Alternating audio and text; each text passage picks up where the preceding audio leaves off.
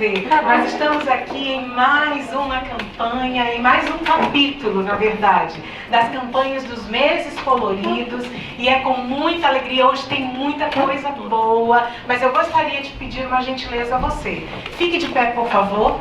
Fique de pé, aproveite, espreguice um pouquinho, veja quem está do seu lado direito e esquerdo. Mateus, a gente já pode começar? Mateus, vai fazendo fundo aí.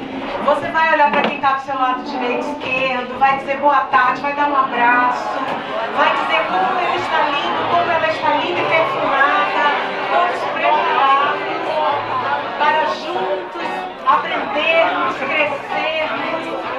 Esse momento também é de comunhão, também é de confraternização, não é assim? Olha só, Bruno, cadê o Jefferson? Jefferson, vem cá, Jefferson, me ajuda aqui, por gentileza. Queridos, olhem só. Quantos já ouviram falar em Libras? Na linguagem de sinais, sim ou não? Sim. Pois muito bem, hoje nós vamos fazer esse início de campanha diferente. Eu vou pedir a ajuda do nosso querido. Aplausos para o Jefferson!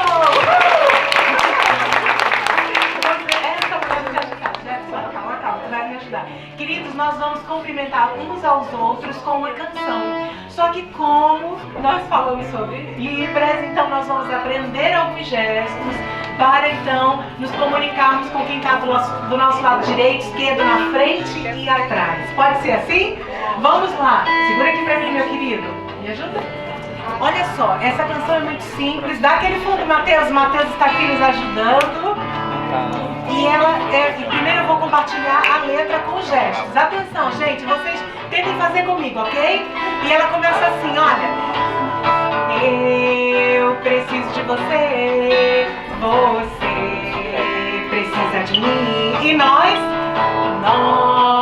precisamos de Cristo até o fim, sem parar, sem cessar, sem vacilar, sem tremer, sem chorar, sem parar, sem cessar, sem vacilar, sem tremer, sem chorar. Vamos recapitular os gestos? Agora só com os gestos, Mateus. Mateus, tu vai dar uma pegada nisso aí, Mateus. E quem souber me ajuda. Vamos lá? Mateus, vamos tentar aumentar o grau, tá muito grave. Vamos tentar aumentar?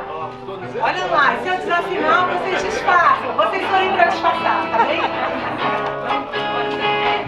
Eita, Mateus. Eu preciso de você, você precisa de mim. Olha nós precisamos de Cristo até o fim, sem parar, sem cessar, sem vacilar, sem tremer, sem chorar, sem parar, sem cessar, sem vacilar, sem tremer, sem chorar. Agora você vai virar para quem está do seu lado direito. Vamos lá! Encontra o amiguinho aí. Mateus, mais rapidinho, Mateus. Tá bem? Vamos lá! Todos juntos. 1, 2, 3 e... Eu preciso de você. Você precisa de mim. Olha nós precisamos de Cristo até o fim, sem parar, sem cessar, sem vacilar, sem tremer, sem chorar, sem parar, sem cessar, sem vacilar, sem tremer, sem chorar. Agora pra outra mesa, vira pra uma mesa diferente da tua. Vamos lá, vai, Mateus. Você precisa de mim. Olha nós precisamos de Cristo até o fim, sem parar, sem cessar, sem vacilar, sem tremer, sem chorar, sem parar, sem cessar, sem vacilar, sem tremer, sem chorar. Agora diz assim: eu preciso de você, amigo.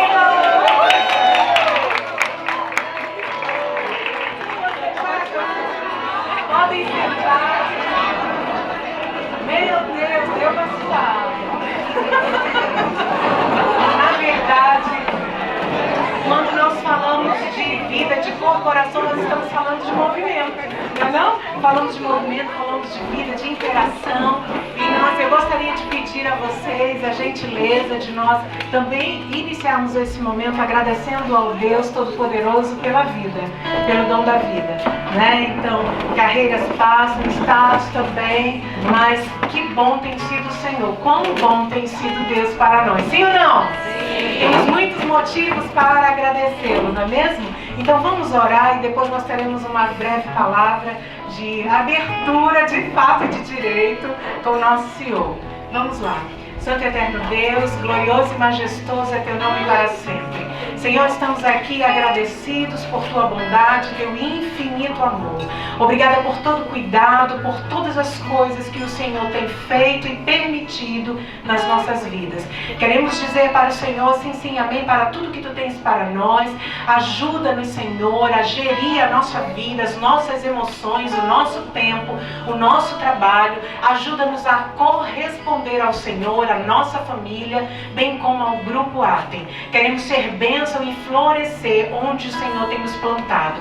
Obrigada porque estamos aqui mais uma vez para crescermos juntos, para aprendermos juntos e entendemos, Senhor, e o Grupo Atem entende que gestão da saúde é condição sine qua non para todos. Por isso, esse investimento. Obrigada por todos aqueles que se programaram, que tiraram um tempo para estar aqui juntos. E que tudo seja para a honra e glória do teu santo e bendito nome. Oramos assim e dizemos amém.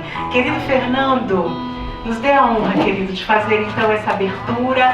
Como disse, estamos em mais uma faceta e é interessante, nós costumamos dizer que cada campanha tem uma identidade. Então estamos em mais um capítulo e essa campanha é a campanha Abril Verde e Abril Azul. Abril Verde, que contempla a segurança e prevenção no ambiente de trabalho, e Abril Azul, na verdade depois a gente explica um pouquinho mais. Nós temos aqui convidadas ilustres, um convidado também da Casa Ilustre, e já estarão compartilhando informações relevantes e importantes para todos nós. Bem-vindo e muito obrigada. Obrigado, doutora. Obrigado. Eu queria agradecer a todo mundo que veio aqui prestigiar esse evento. Eu tenho insistido para as pessoas virem, porque acho que quem teve a oportunidade de participar dos anteriores sabe que os eventos são super bacanas, super instrutivos. E agora divertidos também, né, doutora? Desculpa. Essa dança não estava combinada, né? Mas enfim, então eu peço aí a todos que sempre que puderem venham. De novo, os nossos convidados também são sempre muito palestras muito especiais, aí ensinam muito pra gente, né? Esses eventos, né? Então, a doutora está de parabéns de novo. Eu nunca deixo de falar isso, porque realmente a iniciativa é muito bacana. Hoje a gente vai falar sobre autismo, que acho que é um tema... acho que todos nós temos pessoas queridas, né, que têm o diagnóstico de autismo, e eu acho que é uma obrigação nossa, como pais, como responsáveis, né, como amigos, como cidadãos, assim, aprender, conhecer sobre o autismo, entender, saber reconhecer, né, os padrões de comportamento diferente, as dificuldades aí de relacionamento social que as pessoas com autismo têm.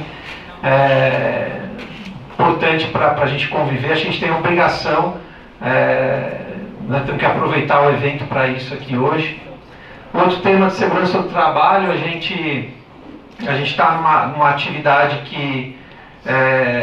onde a segurança ela é, vamos dizer assim, ela tem um peso maior, inclusive, do que em outras atividades econômicas aí, né, em outras indústrias, né? A nossa indústria é uma indústria naturalmente perigosa, a gente mexe com produto altamente inflamável, tá? Então é um negócio que a segurança é algo que tem que estar na nossa cultura, é algo que tem que estar tem que estar presente em todas as nossas pautas, tem que ser prioritário em todas as nossas pautas. A gente tem que falar de segurança sempre, a gente tem que praticar, a gente tem que disseminar a segurança sempre. Então, eu acho que a gente parar, né, para falar de segurança hoje, para conscientizar, é super importante para que a gente possa propagar isso no nosso dia a dia, nas nossas atividades, né? Então, mais uma vez eu agradeço a todos aí, convido a aproveitarem o evento, fazerem as perguntas,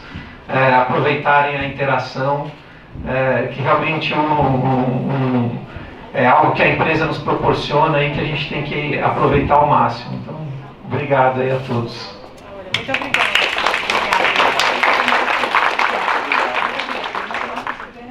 Queridos, pois muito bem, como o nosso querido Fernando falou, nós estamos então, abril é um mês muito marcante, onde nós trabalhamos muitos temas relevantes que envolvem a saúde. Vocês sabiam que dia 7, na próxima segunda-feira, é o Dia Internacional da Saúde, e a Organização Mundial da Saúde preconiza que saúde não é a ausência de doenças apenas, na verdade é o completo bem-estar físico, emocional, psíquico, relacional, social. Então, como é importante, e a Atem, o grupo Atem, entende que fazer a gestão da saúde no ambiente corporativo nunca foi tão necessário, né? Então, quando nós falamos de saúde, envolve também aspectos relacionados à segurança do trabalho, mas também a saúde pessoal interna. Então, e também familiar, porque vocês não são números para nós, vocês são pessoas e pessoas especiais que fazem a diferença no grupo Atem. Todos são importantes, viu? Então é muito interessante, mas como é que surgiu, Tatiana, na verdade, essa campanha? E vamos dar início. Já já nós falaremos um pouco sobre Abril Azul. Abril Azul, na verdade, é uma luta que já tem um tempo, na verdade, pesquisas robustas a respeito.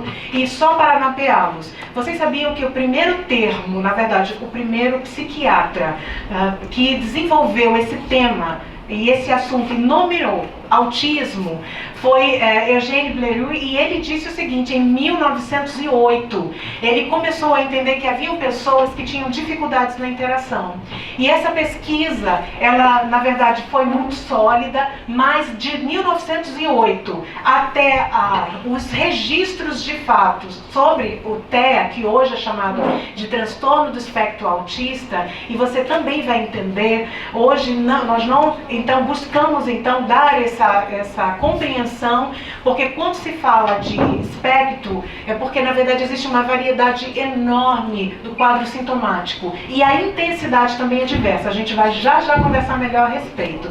Então, já em 1943 os estudos voltaram, e esses estudos começaram a ser registrados com mais força. Então, interessante que ao longo desses anos, já em 2012, houve um marco nesse estudo e em toda a busca da compreensão, né, do espectro e dessas percepções e desses quadros sintomáticos também para ajuda, porque a campanha ela busca trazer visibilidade para que o preconceito reduza. Autismo, querido, ou TEA, o transtorno do espectro autista, não é doença, é uma condição, e é uma condição que compromete o desenvolvimento do indivíduo. Então é importante entender como não existem sintomas físicos. Então é muito comum as pessoas não entenderem alguns comportamentos, e muitas vezes os pais, talvez você que está aqui, é julgado, né? Então, nossa, que filho mal educado, como é que essa criança não se comporta, onde é que está o pai desse menino, dessa menina? E na verdade não sabe que existe essa condição, e claro, existem níveis, e cada nível existe uma necessidade de acompanhamento, nós também verificaremos isso, mas em 2012 houve o marco na verdade, de uma lei que foi sancionada. Foi 2012? Foi. 2012, da lei sancionada, a lei chamada Berenice Piana, e ela salvaguardou os direitos da pessoa com autismo, né, da pessoa nessa condição. E essa lei garante, inclusive até, que o nosso SUS, ele pode e deve oferecer o diagnóstico precoce, o acompanhamento com vários profissionais de áreas afins, porque inclusive até nós hoje teremos a palavra de uma fonoaudióloga que tem expertise na área, de uma linda também psicóloga, que falarão sobre como identificar, onde nós podemos então buscar auxílio, esse auxílio. Então, marcos importantes, 2012 da Lei Berenice-Piana, depois 2013 houve também, na verdade, a compreensão, e o DSM-5 englobou todas as características do autismo nessa condição de espectro do autista, né, pela variedade dos sintomas. O interessante é que também existe uma lei que é do Romeu Mion.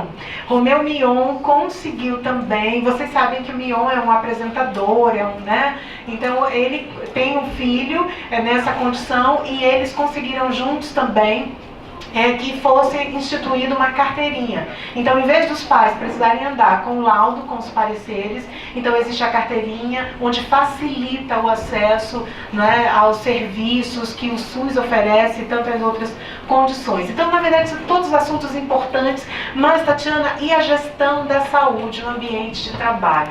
Nunca foi tão importante falar sobre isso, sobre diversidade. E hoje nós temos, e começou, também é importante mapear, começou em 2003, o Dia do Autismo foi dia 2 de abril, Dia Internacional do Autismo, uma data que foi criada pela ONU, a Organização das Nações Unidas, e o Abril Verde, que abraça a segurança e a saúde no ambiente de trabalho, surgiu em 2003, onde um sindicato, né, de canadenses, ele entendeu, e graças também, infelizmente, a um incidente terrível que houve, com uma mina que explodiu, e nessa mina 78 vidas foram ceifadas, isso em 1968. Então, a partir de então, esse sindicato decidiu então desenvolver essa campanha para trazer conscientização sobre o cuidado, sobre, na verdade, projetos e programas importantes para serem desenvolvidos para nos salvaguardar. É sabido que quando nós temos qualidade de vida emocional, psíquica, relacional, física, então nosso desempenho vai ser melhor, as nossas interações serão melhores, não é mesmo? Então a nossa vida, ela acaba assim florescendo como um todo. E a Atem se importa, viu? Nós temos interesse de que vocês realmente estejam bem. Vai deixar de existir pressão? Sim ou não? Não. Nunca. Mas há a possibilidade de gerenciar as emoções. E gerenciamento de emoções é diferente de gerir no que diz respeito às inteligências múltiplas. Porque as inteligências múltiplas, na verdade, elas são auxílio para o desenvolvimento da performance das aptidões. Mas gerir a emoção é você compreender que você tem a rédea das suas emoções e você pode decidir. Gente, tem pessoas que uma virada de olho podem comprometer o dia da pessoa.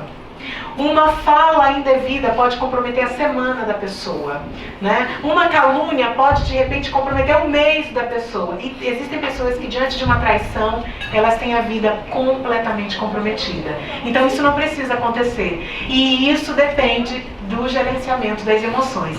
E para falar um pouquinho sobre tudo que a Atem já tem desenvolvido nessa área, nós temos um programa chamado Previna. Quantos conhecem? É assim? E eu já gostaria de convidar, aplausos para o nosso ilustre convidado, o Jander, não pode estar presente aqui. Por favor, assista até o final, depois também veja novamente, veja os outros meses. Nós temos uma playlist no YouTube Postos Atem sobre todos os meses coloridos. Gente, olha como o Jander é incrível. Ele é administrador de empresas com ampla experiência na área de supply. Ele também trabalhou com melhorias contínuas, vivenciando ao longo de uma carreira dentro de grandes empresas como a Shell do Brasil, e hoje nosso Grupo Atem é bacharel em administração de empresas pela Universidade Federal do Amazonas, e ele está aqui para compartilhar tudo que já tem sido desenvolvido ao longo desses anos, então, com Previna. Seja bem-vindo, querido. Muito obrigada. Obrigado, doutora. É um prazer. Enorme estar aqui. Embora eu esteja acostumado a falar do Previna, mas sempre eu fico tenso, né? Público novo, né? Espero que vocês gostem, né, do tema. O Previna trata de um tema relacionado à segurança do trabalho, né? E tudo que está relacionado ao trabalho que a gente faz no dia a dia das operações do Grupo Atem.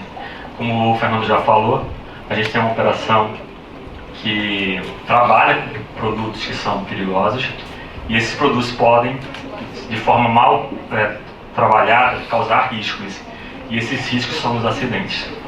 E a gente precisa evitá-los, porque a gente trabalha para que todo mundo se sustente, volte para casa e no outro dia retorne, né? O objetivo da gente é fazer com que o nosso trabalhador entre, faça o melhor trabalho possível e volte para casa com segurança. Esse é o nosso objetivo.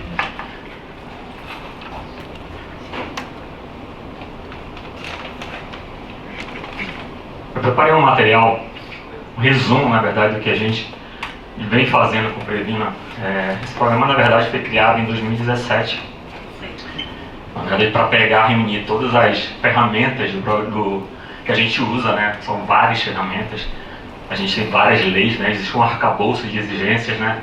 Como a doutora falou, em 1968 aconteceu uma explosão numa mina, né? No estado de Virgínia.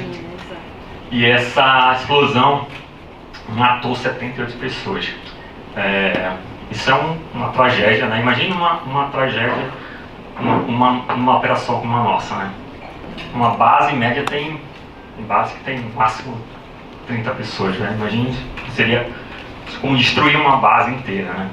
Então a gente precisa e deve trabalhar em ações fortes, né? Que sustentem essa operação de forma que possa ser executado um trabalho com muita tranquilidade e segurança, né? A gente fala sempre que qualidade gera segurança, então a gente faz um trabalho com qualidade. Sim, a gente tem um programa Previna que foi criado em 2017. Em 2019 eu entrei na companhia em 2018, eu tenho 5 anos de grupo, e aí me deram a incumbência de tornar o programa mais palatável, né? Falar de segurança é um tema que muitas vezes é legal, né? Chato, até meio cansativo. Mas a gente veio com a incumbência de tornar o programa, trazer as ferramentas do programa de uma forma mais fácil de compreender. E aí a gente criou o programa Previna, que é uma sistemática de rotinas básicas de segurança que tem como objetivo, obviamente, prevenir acidentes. Mas a gente vai além, né? A gente quer melhorar a eficiência dos processos e a qualidade das instalações para que as pessoas que estão lá na operação tenham um bem-estar, né? Garantir a segurança e o bem-estar de todos na operação. E a gente tem várias ferramentas que a gente trabalha. Eu vou citar algumas delas, né? A gente já está exposto aqui. Tem o DDS, que é o Diário de Segurança. Tem o checklist das inspeções de segurança. São inspeções que são realizadas nas balsas e caminhões, das próprias instalações. A gente também tem House Equipe, que é um programa que trata as instalações, né, o cuidado com as instalações. A gente entende que instalações bem cuidadas vão favorecer não só a operação, né, a performance da operação, como vai gerar segurança para o trabalho. E a gente também, obviamente, tem os treinamentos. A gente precisa e deve fazer treinamentos. Existem treinamentos legais, obrigatórios para fazer, que são os da INR.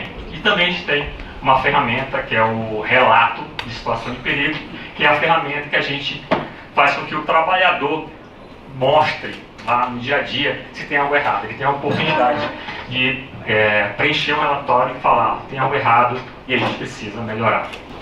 Esse ano a gente tem alguns objetivos, né? O primeiro é realizar eventos em todas as instalações. A gente tem hoje 17 filiais, sendo 9 delas operacionais. E lá a gente tem um corpo de pessoas que a gente precisa treinar e capacitar. Então a gente precisa levar treinamentos para todas elas. Além disso, a gente tem que fazer a gamificação ao programa. O que é isso, né? Gamificar é tornar o programa de forma que a gente possa, igual um jogo, né? Ter evolução, passar em níveis. Fazer com que as pessoas percebam a evolução delas dentro do programa. A gente tem uma missão que já foi cumprida, que é a criação da CIPA. A gente já teve a criação esse ano da CIPA em Manaus. A gente tem um programa de melhorias que a gente quer implementar ainda esse ano. E também reforçar a questão do RSP, que é o relato sobre situação de perigo. Só para vocês terem uma ideia, né? Aqui são os números de 2023. A gente teve 11 filiais, são são, aliás, 11 filiais espalhados em 8 estados, né? A gente percorreu mais de 15 mil quilômetros para atingir. A gente foi literalmente de norte a sul, de Manaus a Araucária. Foram 34 treinamentos aplicados nas bases, 144 horas de treinamento e mais de 400 colaboradores treinados. Foi uma média de 430 colaboradores treinados ao longo de 2023. Aqui foram alguns temas que foram apresentados, né? A gente teve vários temas, eu destaquei alguns mais relevantes, né? O primeiro foi o poder da comunicação na segurança do trabalho, né? Comunicação é a ferramenta principal em tudo, né? É uma das 8 competências mais requeridas no mercado de trabalho, é comunicar com eficiência, com assertividade, né? Com segurança também. Outro tema foi o foco no trabalho, né? Desligando o piloto automático. Grande parte das nossas ações está no piloto automático, porque o nosso cérebro trabalha dessa forma para economizar energia. Então, dentro da segurança, pessoas que estão no piloto automático podem gerar risco para o negócio. Esse risco está relacionado justamente a falhas que podem gerar acidentes. Outro assunto relevante foi o segurança total, né? Trabalho, trânsito e casa. A gente entende que a gente está dentro de um ambiente extremamente arriscado dentro do nosso trabalho. E aí a gente modela o comportamento para que as pessoas trabalhem com segurança, né? E a gente quer expandir isso, né? Expandir justamente para fora. O trânsito, que é um ambiente que a gente não tem tanto controle, né?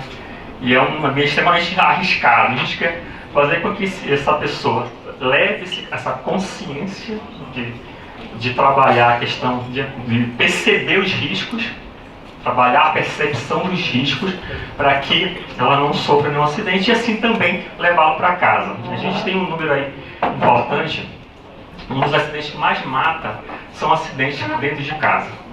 E o número 1 é intoxicação.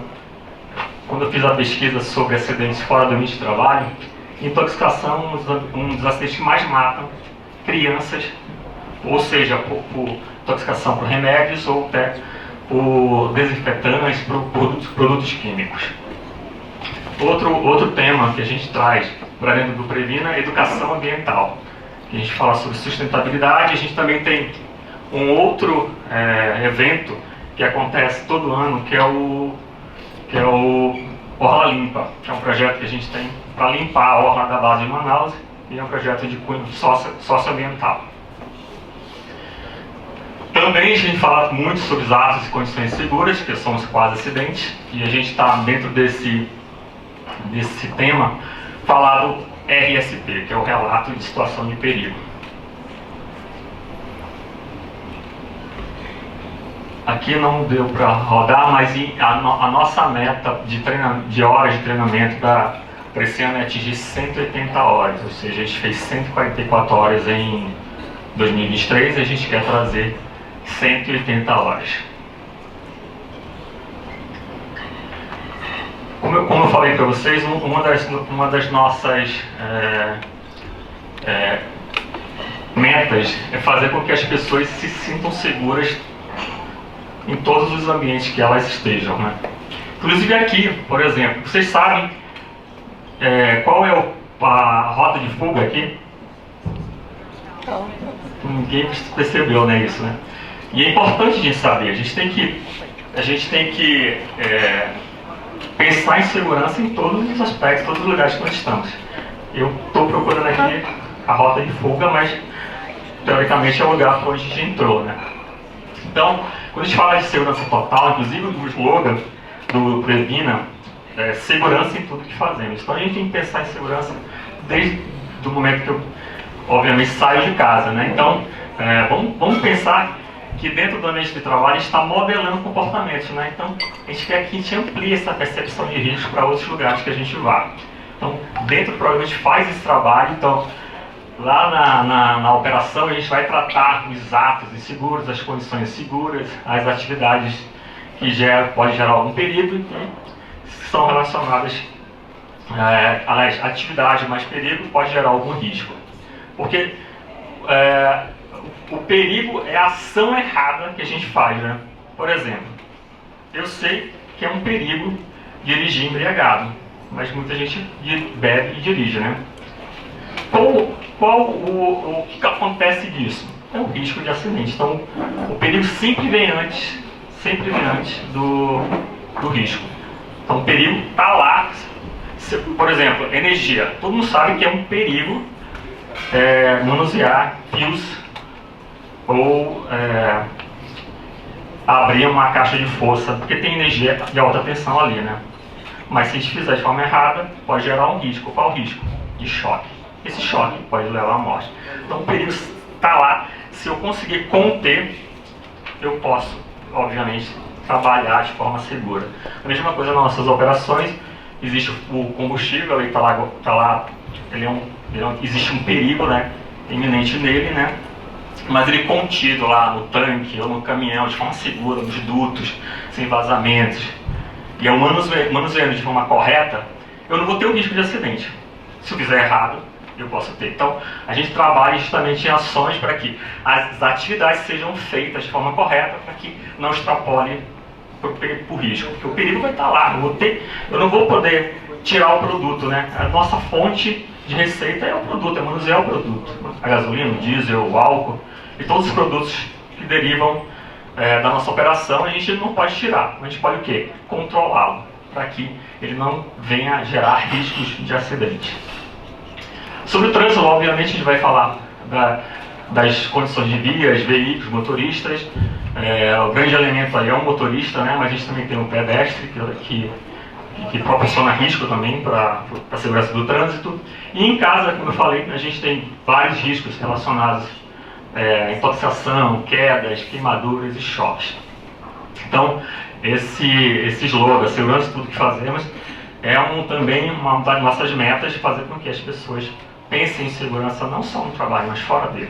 Como aqui, qual é a rota de fuga? Para a gente saber, no momento de perigo, a gente não vai ter o risco de se acidentar. Então, saber por onde a gente pode sair em algum momento de perigo.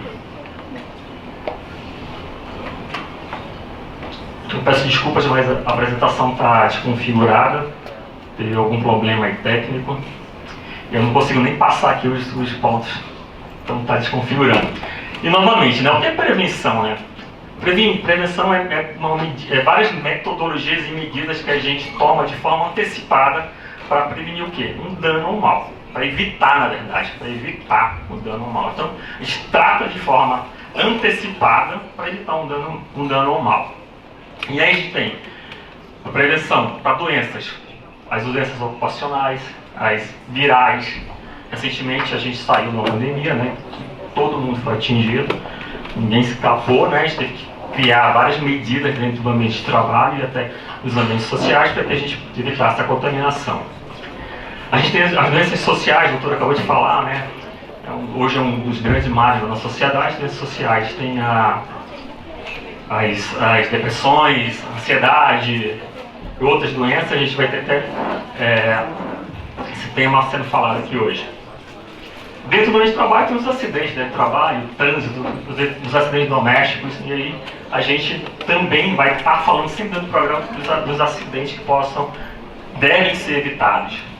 Incêndios, né? Na nossa operação, fogo é um dos maiores riscos que a gente quer evitar sempre. Qualquer fagulha pode causar um incêndio, esse incêndio pode gerar uma proporção que a gente não consiga controlar. Então, evitar incêndios em tanques, em prédios, em caminhões tanques, em balsas tanques. E tudo isso é para evitar o quê? Perdas. Perda humana, a gente não consegue ter um backup em casa para colocar de volta, né? Ambientais, talvez eu recupere, talvez. Pode demorar anos, né? O acidente da Vale lá em Brumadinho, né? Já tem alguns anos e ainda tem um rio lá contaminado. Então, isso demora muito tempo para recuperar. E perdas financeiras a gente recupera, né? Então, vai ter perda financeira? Sim, mas elas não são perdas recuperáveis. Não lembro o nome eu não me recordo o nome da pessoa, né? Acho que é um dos executivos da da ExxonMobil, quando teve aquele acidente lá no Alasca, né? Ele falou, né, que as perdas ambientais é muito difícil de recuperar, mas as perdas financeiras eles conseguiram. Então, não é à toa que a Exxon continua aí, firme e forte, mas a gente precisa trabalhar no sentido de, primeiro, evitar sempre a perda humana, né? Seja ela definitiva ou seja ela parcial, né? Ninguém quer sair do trabalho sem um dedo, sem um pé, sem um braço. Então a gente vai ter ações medidas para controlar todas as ações, para que o perigo vai estar lá, mas eu preciso contê-lo. E a gente possa trabalhar controlando esses perigos para que não extrapole para o risco do acidente.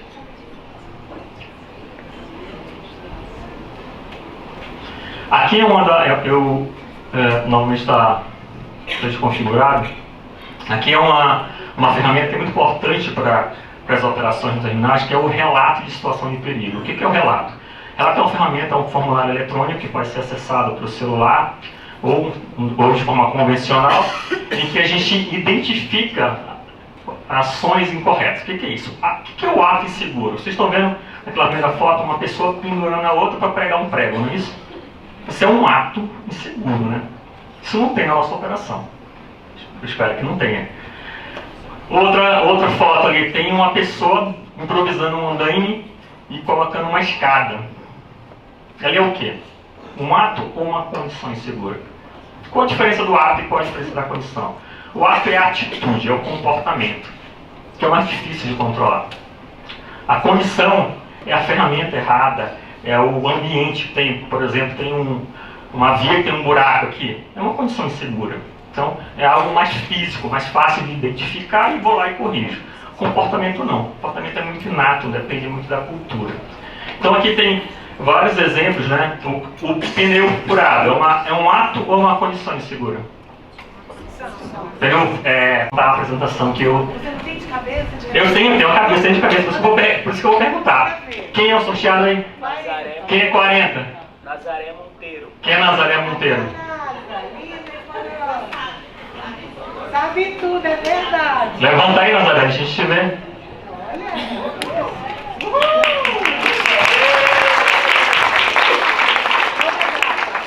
Nazaré, qual é o objetivo do programa Previna? Fale com suas palavras. Deixa eu pegar o microfone que não aparece. Quais são os objetivos do programa Previna? Eu citei alguns aí ao longo da minha fala. Pode falar algum ou outro, precisa ser exatamente... Qual é o objetivo? Prevenir acidentes no ambiente de trabalho. Correto, o que mais? Lembra de mais alguma coisa? Garantir o quê? Garantir a segurança, né? A gente tem que colocar em prática tudo que é repassado pela pessoa que está dando. Quando a gente entra na empresa, recebe treinamento e a gente tem que colocar em prática tudo que a gente aprendeu para no dia a dia não evitar esse tipo de acidente, qualquer tipo de acidente, né? Protegendo todos, não só a gente como todos e a nossa volta. Muito bem. Bruno, dá o prêmio dela. Vai ganhar um abraço. Vai ganhar um fone de ouvido da JBL. Legal. Obrigado. E esse brinde é de todo o coração, de amor com amor perfeito. Aproveite lá no ambiente de trabalho para fazer as meetings. Obrigada. Usando fone. Fala só fotinho. Vai lá, Nasa. Sorrisão. Aplausos, jogadores! Vamos lá. Vai ter mais uma pergunta ainda. Fiquem ligados que eu vou perguntar de novo. Bruno, passa aí, não está passando aqui. Aqui, na verdade, eu fiz uma brincadeira, né? Sobre o nosso ambiente de trabalho, né? No nosso ambiente de trabalho, a gente tem vários inimigos diários. Eu até usei a imagem aqui do Thanos, né? Quem é o Thanos? Thanos é um grande vilão, um grande inimigo, né? Mas dentro do nosso dia, a gente também tem vários inimigos. Temos atos inseguros, são atitudes e comportamentos inseguros, né? Que podem ser um inimigo do nosso dia a dia. A gente tem perigos e riscos, né? A falta de percepção. O que é a percepção? Eu não enxergar, por exemplo, a saída de fuga, a rota de fuga. ela não perceber, eu posso gerar um risco aí de acidente. A cultura, a falta de cultura. A falta de cultura está muito relacionada à nossa origem, mas também está relacionado à falta de conhecimento, à falta de capacitação. Se eu não conheço, eu não consigo fazer o trabalho da melhor forma possível, e esse trabalho pode gerar falhas, e essas falhas podem gerar riscos de acidente. Condições seguras, eu acabei de falar, né? A gente mostrou ali algumas condições, né? As condições seguras são falhas nos equipamentos, problemas na estrutura, né? No tanque, nos dutos. Um duto vazando é uma condição insegura que pode gerar tanto uma contaminação do meio ambiente, mas pode gerar um incêndio, né? Esse incêndio pode ser fatal, pode gerar uma explosão. Todo incêndio numa operação como a nossa precisa ser evitado, porque ele pode gerar o que? Uma explosão. Uma explosão é um grande deslocamento de ar que pode destruir todo o terminal. A gente também tem o trânsito agressivo, né? É um inimigo também no nosso dia, né? As pessoas que não conseguem dirigir de forma defensiva, né? E aí também é um grande inimigo. E tem as condições climáticas que também podem ser adversas, uma tempestade, né? Aqui a gente não tem terremoto, graças a Deus, mas pode ter uma tempestade, uma forte chuva, aí a gente tem que parar a operação. Parar, claro que não gere risco também de acidente. E aí quando eu usei isso aqui foi eu estou pegando parte de alguns treinamentos que eu apliquei. Quando eu usei a figura do Thanos, para a gente tornar mais palatável falar do assunto de segurança, né? E aí falar também quem são as pessoas que combatem esse inimigo? Quem são? Nós. Somos nós. E aí pode passar o próximo slide, se possível passar aqui. São as estrelas. São eles, né? Aí eu mostrar, assim, na verdade tem aqui, ó. Eu criei uma imagem, peguei algumas pessoas. Isso aqui é da base de Manaus. Eu peguei algumas pessoas Tem alguém aqui, Jander? Será? Não sei, tem alguém Quem aqui. é o super-homem? Quem tá? Cadê? É o Fábio que é supervisor. E cadê o a Mulher Gabriel. Maravilha? Tá aí a Mulher Maravilha, linda e maravilhosa? Tem alguém que tá aqui? Salomão. E o Gabriel e o Fernando, que é o chefe da base. Então eu peguei as imagens deles, joguei. Não está perfeito, mas foi o que fiz, mas eu coloquei as pessoas como herói, para eles se verem, elas, nossa, eu sou realmente importante para esse negócio. E isso a gente precisa fazer com que elas se revistam de heróis, porque o dia a dia é difícil, é pesado, é complexo, a doutora falou, existe pressão de todos os lados, existe pressão do meio ambiente, né? O calor já é uma pressão do dia a dia, então a gente precisa revestir realmente de heróis. Então dizer, vocês são heróis, são importantes, precisam tratar esses inimigos como tal.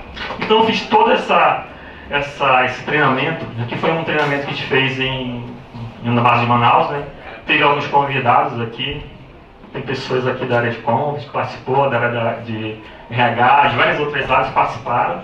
A gente estava como destaque aqui, era para falar do relato de situação de perigo, né? Como perceber o risco, né? Estimular a percepção. A percepção do risco, ela precisa ser treinada. Toda vez que eu treino, toda vez que eu chegar num ambiente que eu não conheço, olhar para onde eu entro, onde eu saio. Isso pode ser a diferença, né? Se vocês lembram, né, do acidente que teve lá em Rio Grande do Sul, que as pessoas, mais de 200 pessoas morreram, e não morreram queimadas, elas morreram sufocadas porque não conseguiam sair do local, porque elas não conseguiram achar a rota de fuga. Então a gente precisa treinar essa percepção. Quanto mais eu treino, melhor eu fico. Vou passar aqui. Que é outro evento que teve na base de Manaus. A gente falou de vários eventos aí que vão acontecer em 2023, que foi um desses. Aqui é da base de Porto Velho, eu trouxe também a imagem de Porto Velho como herói. Aqui tem o chefe da base, o Luciano de Homem-Aranha. Tem na verdade era o Everton na época, hoje é o Luciano que é o chefe da base, o Everton está em Belém. Enfim, estou mostrando aqui algumas imagens do programa para mostrar como as pessoas se engajam ao programa, porque elas se percebem dentro dele. Aqui é a base de Metituba, nós temos Tenho aí o Fagner, tem a Kelly, eu não lembro de todos aqui, os nomes. A gente também levou, ano passado foram 3 treinamentos lá em Mirituba. Perfeito. Existe um desafio logístico, chegar, levar os brindes, as camisetas. Mirituba a gente atravessa, chega no hotel, pega a mochila, caminha. Eu torci o pé nesse dia. Queridos, desculpa, Jander, eu tive essa semana conversando com a Mônica, que está lá, e ela disse como é desafiador chegar na base de Mirituba. E o interessante é como os colaboradores vão sempre extremamente dispostos. Então, são realmente heróis e heroínas, né? São pessoas que realmente fazem a diferença no grupo. Viu? E isso está sendo gravado. E, gente, nós vamos aplaudi-los também para vocês de Mirituba. Passar rapidamente, o tempo já acabou, né? Aqui é a base de Belém, recentemente a gente teve treinamento lá, também a gente colocou eles como heróis. Santarém também. Sinop. Cruzeiro do Sul. Cruzeiro do Sul é outro desafio. Verdade. Você pega 3 aviões para chegar lá. 3 aviões, é difícil chegar. Mas a gente tem profissionais extremamente valorosos. Osias, só fazer um parênteses em Osias, ele faz tudo. Ele é um cara sensacional. Ele Jander, quem é Osias? Osias é o Capitão América. Capitão América. Osias ele fatura, ele mede o tanque, ele faz tudo. Falta carregar o caminhão, tirar o caminhão e pregar no posto. Mas é um cara sensacional. Top. Rua da Amazônia, esse ano de 2013 a gente incluiu a Rua da Amazônia no programa. Então, nós temos aí o time da Rua. Tem o Edmar ali de Homem de Ferro. Arrasou, Edmar. Cadê o Edmar? Tá aí? Olha o Homem-Aranha, estiloso. Olha aí. E tem o time de logística, nós temos aqui o nosso diretor de Capitão América, aliás. Depois ele dá o toque. Esqueceu disso. Enfim, só para terminar, uma coisa que a gente sempre fala dentro do programa é que é gente cuidando de gente. É isso. Gente cuidando de gente. Então a gente precisa ter o cuidado ativo, que é o cuidado mútuo, né? Eu cuido de mim, obviamente, né? Eu tenho que ter o sentido de preservação, né? Preciso ter disciplina, responsabilidade, vários comportamentos são inseridos aí para eu poder ter uma condição de autorresponsabilidade, autopreservação. Mas eu preciso também cuidar do outro. Então, e para isso eu preciso ter empatia, né? Espírito de equipe, proatividade, saber abordar. Quando eu vou cuidar do outro, eu tenho mais cuidado ainda, porque eu preciso saber abordar. Não posso chegar lá, bestado, usa o capacete. Posso fazer assim, então falar de outra forma, ó. Nossa, você está usando todos os EPIs, mas cadê teu capacete? Para pegar nota 10, teu capacete tem que estar aí. Essa é a forma de abordar. E isso é muito difícil estabelecer, porque a gente precisa ter pessoas maduras. E para chegar no ponto principal, né, que é deixar ser cuidado. Aí eu preciso ter humildade, né, tem que ter maturidade, saber ouvir, ter bom senso, ter autorreflexão, reconhecer que eu estou fazendo errado e reconhecer que a gente precisa melhorar. Confiança, obviamente, respeito. Novamente eu usei as imagens, aqui são 2 operadores da base de Manaus, para que eles possam se ver, né, como uma dupla que se cuida mutuamente. E para terminar, né, a gente reforça aqui os conceitos, né, do programa, né, os objetivos, a missão, né. Qual o objetivo maior? Primeiro, estimular o uso das ferramentas, que seja algo corriqueiro. Fazer o DDS, fazer o RSP, embora seja obrigação, a gente precisa estar estimulando isso. A gente precisa contribuir para o aprendizado do time, que esse aprendizado não seja só no treinamento, seja no dia a dia, e que os gestores contribuam para isso, todos a supervisão contribuam para o aprendizado e que ele seja um aprendizado contínuo, processo de melhoria contínua. Também precisa tratar, obviamente, os elementos de desvios, né? Tudo que foi observado de erro, de falhas, precisa tratar responsável e profissional, continuamente, né? Fortalecer a consciência, comportamento preventivo, sempre, comportamento preventivo, para que a gente não chegue no acidente. E contribuir novamente para o fortalecimento da cultura de segurança, que é um pilar que sustenta esse negócio. Sem segurança a gente não vai conseguir fazer com que esse negócio chegue mais longe, né? Que é um dos nossos lemas, tá bom? Novamente, desculpa a apresentação ser meio desconfigurada, mas nós temos mais uma pergunta. Mais uma pergunta. Sorteia alguém aí?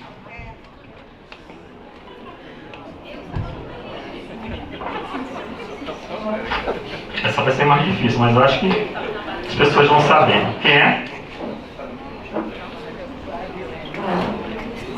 Miriam Gomes da Silva. Quem? Miriam Gomes. Miriam Gomes. Miriam Gomes. Miriam. Vamos lá, Miriam. Vem aqui, dá o microfone. E ela está toda linda, preparada. Miriam. Miriam, tu tem que saber. Não vai não fazer passar vergonha. A Rean, que é representada pela Miriam. Obrigado por ter vindo. O que é ato e condição insegura? Qual a diferença? Bom, a condição insegura é quando tem uma condição, digamos assim, um exemplo. Essa cadeira está quebrada e você senta nela. Entendeu? É uma condição insegura. Correto. Mas também você pode ter visto e, eu vou sentar na cadeira. É um ato inseguro. Correto. Muito bom. Miriam, vamos pegar aqui o brinde da Miriam. Olha lá. Arrasou. Miriam tem um fone de ouvido aqui. Obrigado por ter vindo. Espero que você leve esse conhecimento mais à frente. Top! Obrigada, Guilherme. Parabéns. Pessoal, obrigado. Desculpa o nervosismo. Gente, aplausos pro Obrigado Jânio. pela... uma coisa, quero falar uma coisa para todos os gestores. Participem do programa, estimulem, sejam movimentem esse programa mais, é muito importante. E as pessoas querem participar. Toda vez que a gente vai lá, pergunta, Gilda, quando tu vai vir aqui? Eu não estou mais no programa, infelizmente. Eu saí do programa em janeiro agora, porque eu assumi uma nova responsabilidade. Onde? Diga onde. Na Rian. Então fui para a Rian, mas existem pessoas tão importantes, tão capacitadas, que vão poder dar continuidade ao programa. Perfeito. Tá, muito obrigada, obrigado, querido. Parabéns por todo o trabalho desenvolvido, que Deus continue te abençoando. E, queridos, é isso que a gente busca. O programa Ato em Vida e Saúde, ele, na verdade, tem o entendimento que nós precisamos construir essa cultura do autocuidado. Só que nós vamos fazer assim, como o nosso tempo urge, vocês já estarão livres para o buffet. Enquanto isso, nós vamos nos organizar, pode ser assim, mas antes vire para quem está do seu lado direito e esquerdo e diz assim: você é altamente abençoado, você é profundamente favorecido e grandemente abençoado. Agora olha nos olhos dele, verdes, azuis, lilás que ele tem ou ela, e diz assim: vamos comer? Aceita? O buffet está servido, fiquem à vontade. Agora, gente, vamos fazer assim: vai, serve, volta, porque a gente vai já dar continuidade, pode ser? Vamos já dar continuidade, porque o assunto que vem aí é maravilhoso. Transtorno do espectro autista. Como foi essa descoberta? Como iniciou todo esse processo? Quais os sentimentos que ele teve? Que ajudas ele teve? E quais, na verdade, as tratativas? Tá bem? Anderson, seja muito bem-vindo e muito obrigada por atender ao convite, tá bem? Fica à vontade. Vai lá. Se quiser sentar, fica em pé, fica à vontade. Fica em pé. Perfeito. Boa noite, né? Acho que Já tá. eu tenho um filho chamado Bernardo, né? Ele já tem agora 5 anos. Quando ele nasceu, como o autismo a gente sabe que é diferente do Down, porque não tem aparência, né? Exato. Então ele não... Mudanças físicas, né? Só que a minha mãe, ela notou algo diferente assim quando ele começou a amamentar. Ela falava, é um pouco estranho porque o Bernardo ele amamenta, mas não olha para a mãe dele, ele não olhava para a mãe dele. Ele ficava amamentando e fugindo o olhar. Foi a primeira coisa que a gente percebeu, mas até então, tranquilo. E aí ele andou com 1 ano, também normal, né? Tipo, não teve nada de 2 anos não, ele com 1 ano andou tranquilo.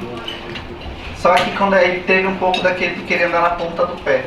Sim, que são as estereotipias, né? Aí a gente brigou com ele e ele parou. Aí um dia ele com raiva, a gente brigou com ele e ele bateu a cabeça dele na parede. Aí a gente, não, tem algo estranho. Diferente. Aí também quando ele era bebê, a gente falava com ele, ele não te olhava, ele não prestava atenção em nada. Mas se tocasse uma música na televisão, ele olhava. A gente pensava se ele tinha algum problema auditivo, alguma coisa, a gente falava, não, porque ele tá olhando pra TV. E aí quando a gente chegou com 1 ano e 6 meses, a gente levou ele na pediatra e perguntou sobre isso, né? Sobre autismo, se tinha como identificar e tudo. E a moça falou que era muito cedo, que toda criança só faz o tratamento de autismo a partir de 2 anos. E aí, beleza, quando ele inteirou 2 anos, a gente levou ele no Dr. Tussolini, né? Que era uma referência aqui, não só em Manaus, como no Brasil. Eu ganhei essa consulta de uma médica. E eu levei lá e o Dr. Tussolini viu o comportamento dele e falou, olha, pode ser e pode não ser. Ele pode ter um atraso linguístico, porque ele é não verbal, ele tem 5 anos e ele ainda não fala. Ele fala poucas coisas assim, mas ele não conversa, né? Ele fala papai, mamãe, vovó, mas não conversa. E aí ele falou, olha, pode ser que ele esteja algum atraso de alguma coisa, linguístico, atraso no desenvolvimento, e pode ser que ele seja autismo. Aí ele falou, então eu vou te indicar para fazer fono, psicoterapia ocupacional e atividade aquática, uma atividade. Aí eu coloquei lá no MUPA, lá no Parque 10. E na verdade eu comecei pelo plano, só que o plano tem que era a fono no centro, terapia lá, aí a gente colocou na MUPA porque tá todos os profissionais no mesmo lugar, eles conversam com eles mesmos, vê o desenvolvimento dele, Troca informações, importantíssimo. E aí com 6 meses, 7 meses eu pedi o laudo para ser técnico, né? Certo. De cada um, levei pro Tussolini e aí deu o diagnóstico que ele era autista. Porque até ele falou, se ele não for, ele só faz para o tratamento, se ele for, ele continua. E aí, mas a gente já estava ciente que ele era, assim, a gente percebia, né? E a gente sempre aceitou, não, graças a Deus não tivemos esse problema, que tem muitos pais que não aceitam, né? Então assim, até o Tussolini falou, eu fico muito feliz que vocês são novos, mas estão querendo o melhor pro filho de vocês. Brilhante. Ele é o único filho, Anderson? Não, agora tem um outro de 3 meses. Olha que delícia. E aparentemente o outro é normal. Entendi. Assim, já amamenta olhando, né? Tem Já condições, né? quer conversar, dá um pouco tempo a diferença que ele teve, né? E como foi para tua esposa esse momento e de repente, enquanto mãe, olhar para o filho e desejar aquela interação que é tão esperada? Ela foi difícil para ela, como foi para você? Como é que foi isso? Foi. Em princípio, quem vocês procuraram foi a pediatra? Foi. E só para aproveitar o ensejo, queridos, que é importante, houve um equívoco de, né, a pediatra disse que só com 2 anos, não, quanto antes melhor.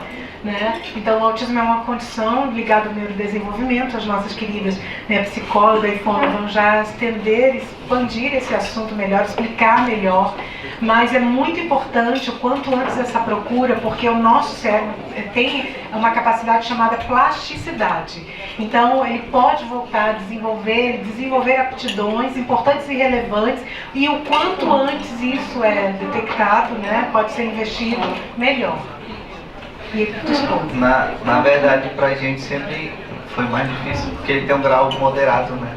Então, leve e moderado. Sim. E o dele é moderado, então já teve momentos de crise. No desenvolvimento dele, a gente uma felicidade diferente de uma criança normal, como eu digo. A criança normal fala com 1 ano e alguma coisa, né? Então, assim, quando ele começou a falar alguma coisa, a nossa felicidade, ele já tinha uns 3 anos, assim, quase. Então, assim, só a primeira palavra já... A gente fica muito feliz, entendeu? Então, assim...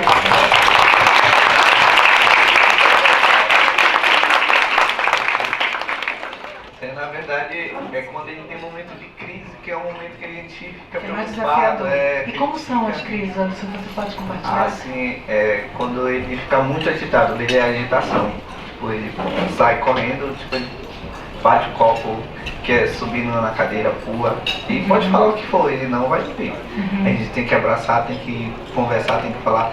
Pega ele, a gente vai para um canto, né? Porque ele ama andar de carro.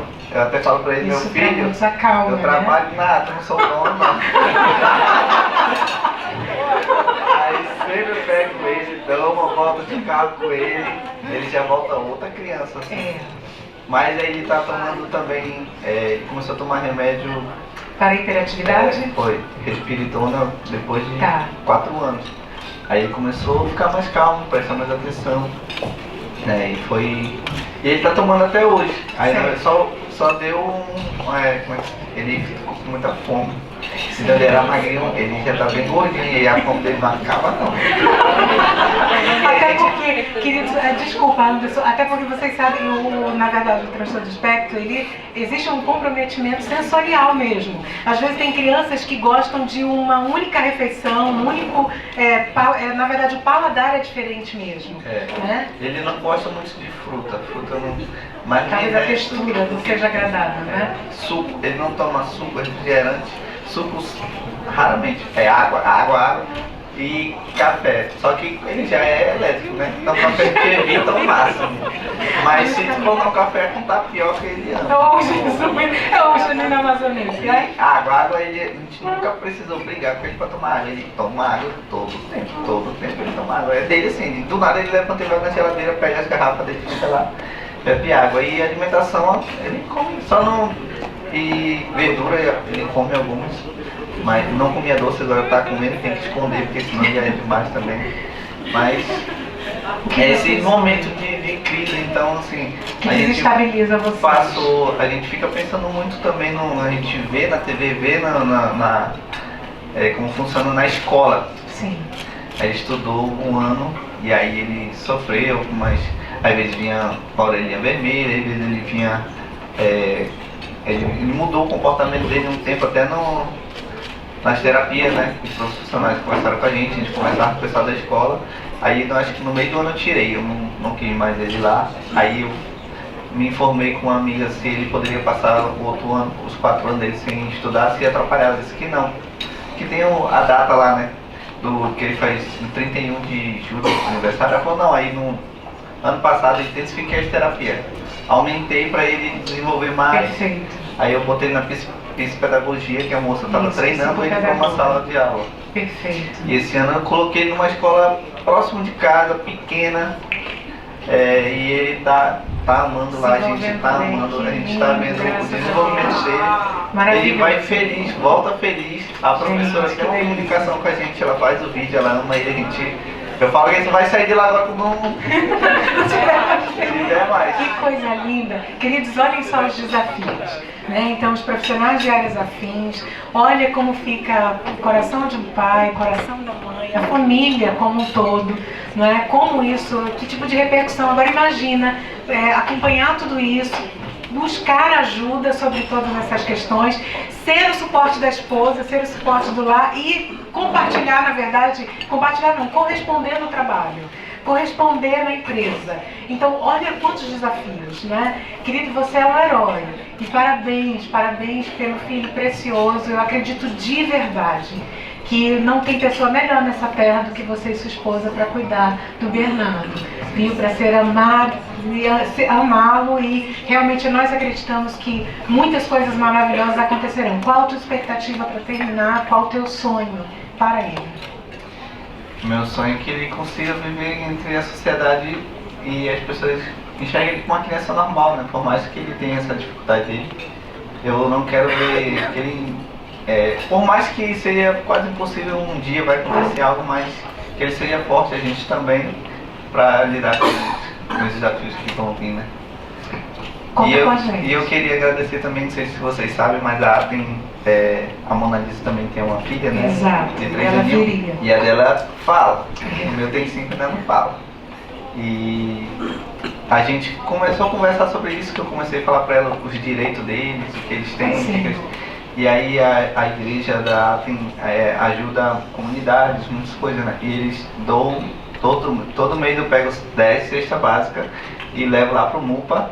E lá tem muitas mães, muitos pais que não têm condições de colocar os filhos autistas, não tem. Então eles não, a dona de lá, ela não, tipo, não paga mensalidade. Certo. Eu acho que paga só o profissional, que é 100, 120.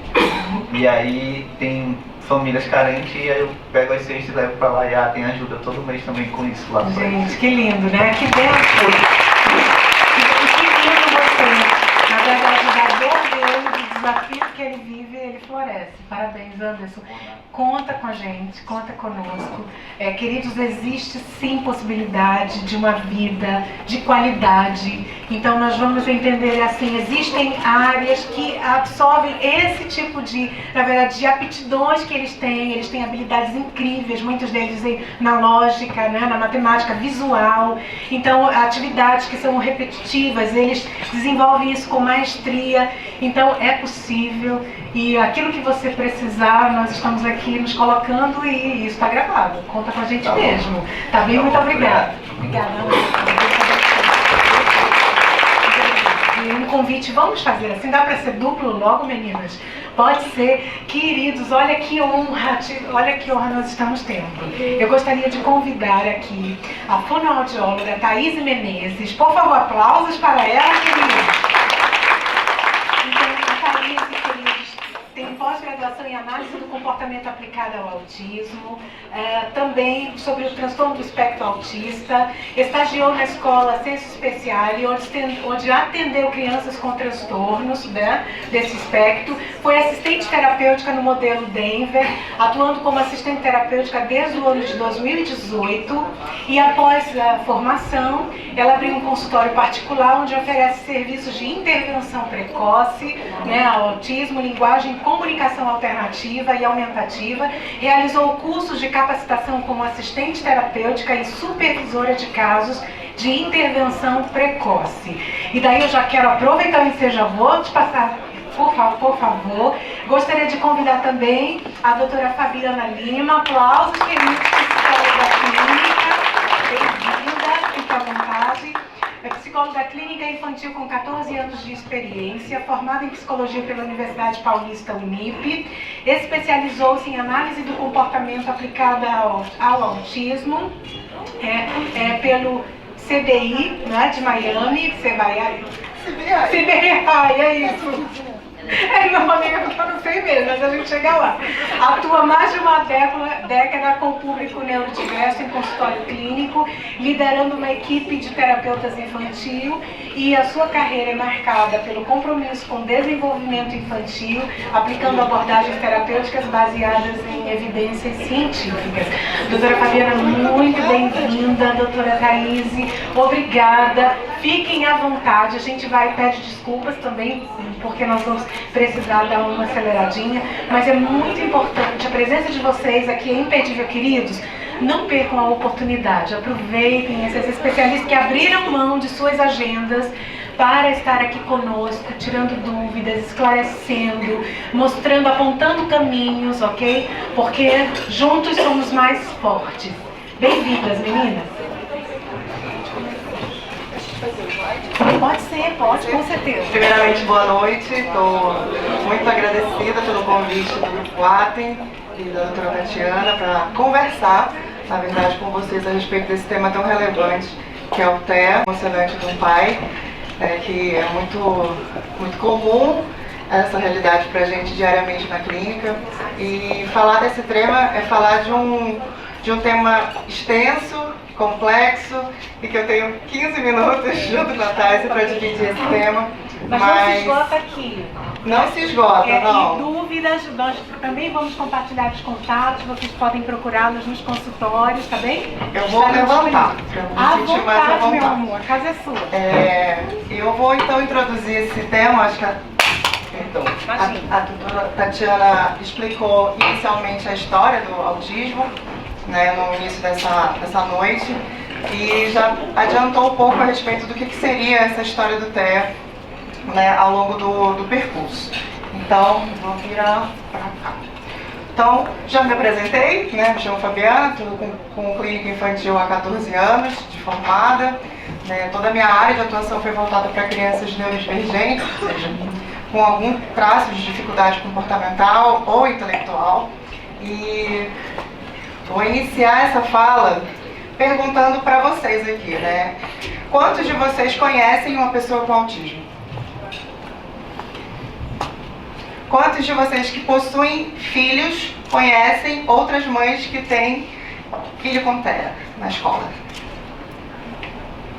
É uma realidade, né? Já é uma realidade. Então, não é moda, como a gente já ouviu falar em algum momento. E... sou muito boa com esse slide. Então, acho que a primeira pergunta que fazem pra gente é o que é o TEA? O que ele é, de onde que ele surgiu, por que está tendo tantos casos, e a gente vai explicar para vocês um pouco, né, que trata-se de um transtorno do neurodesenvolvimento. Isso quer dizer que é um transtorno de formação de base neurológica. Então ele não é uma doença. Então ele não tem uma cura. E a pessoa não desenvolve o autismo ao longo da sua vida adulta, por exemplo. Ai, eu fiquei nervosa, gente. Perdão. Fica à vontade. Pessoas com diagnóstico de TEA, pessoas com diagnóstico de TEA têm duas grandes áreas de desenvolvimento que têm um prejuízo. Comunicação social, o Thais vai falar isso bem legal pra gente, e comportamentos restritos e repetitivos. Exatamente a descrição que o Thais trouxe aqui sobre o Bernardo. Né? Comportamentos relacionados a alguns temas específicos, enfim.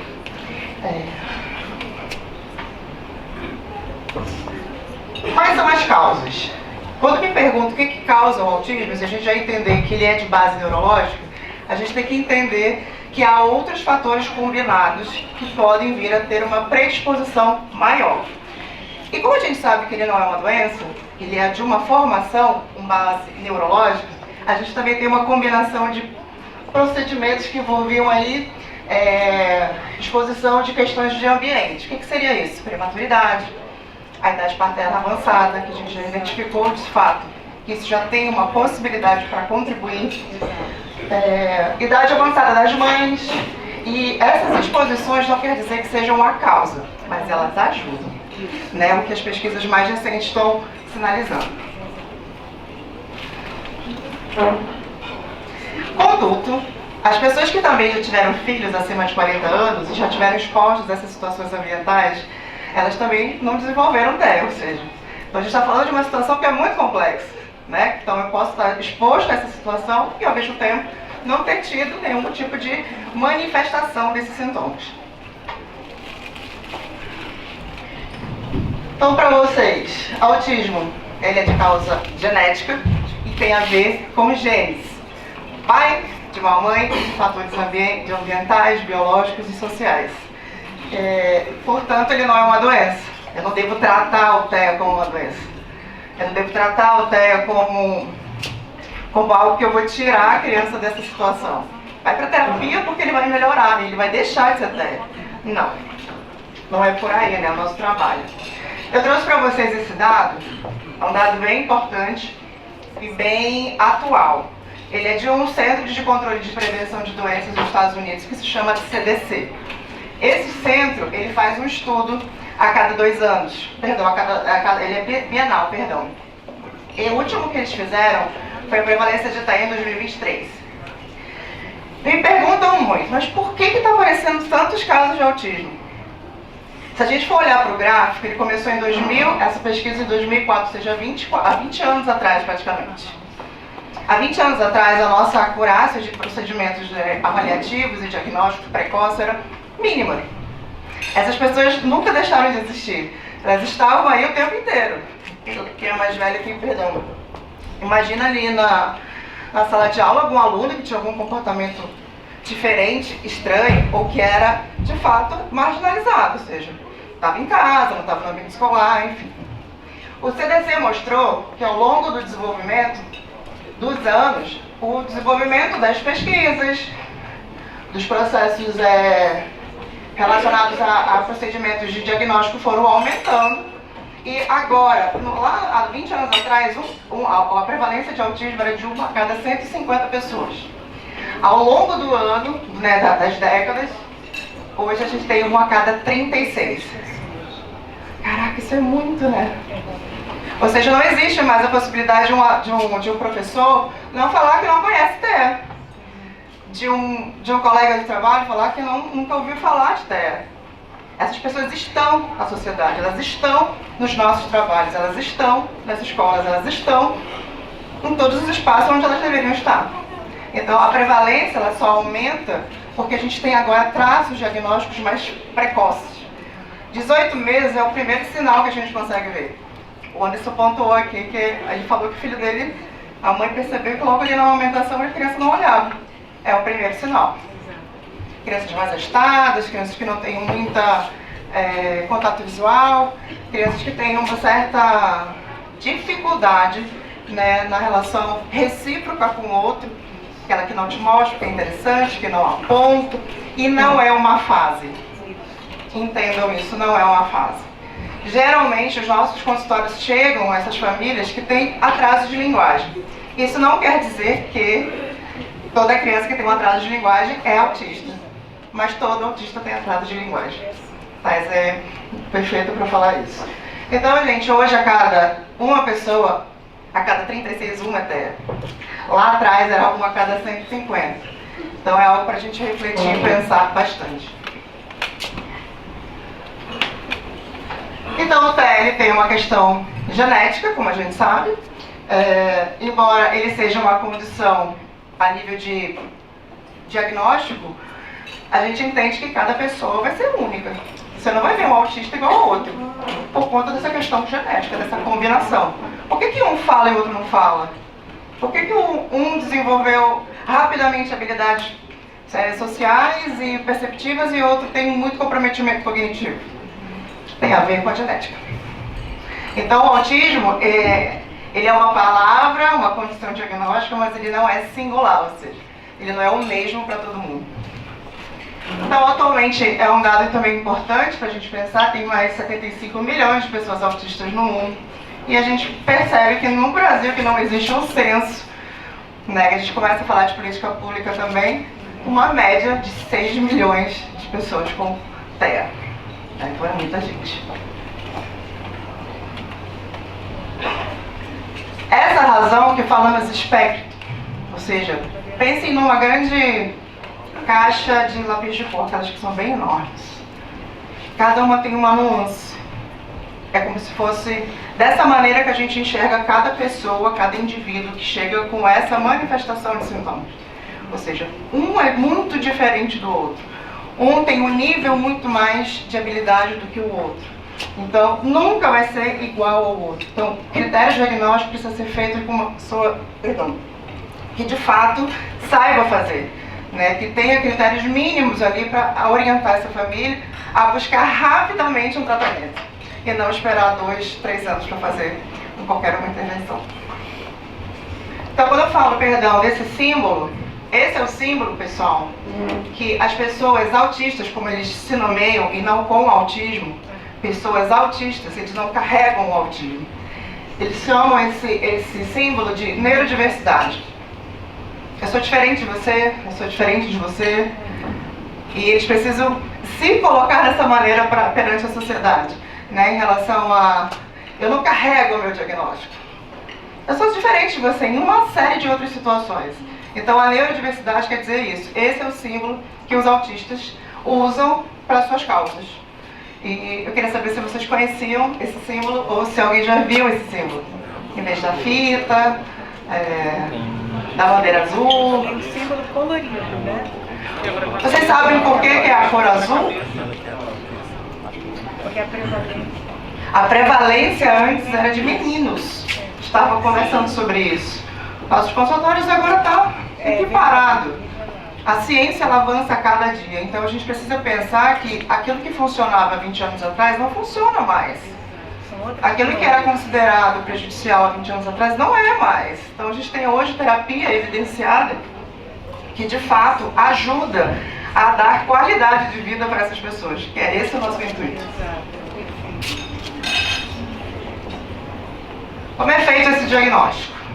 O diagnóstico ele é clínico, não existe exame médico, não existe nenhum tipo de mapeamento genético que sinaliza assim, eu vou ter um filho com TEA. Ninguém está preparado para isso e, de fato, essa é uma realidade bem mais densa para a gente conversar.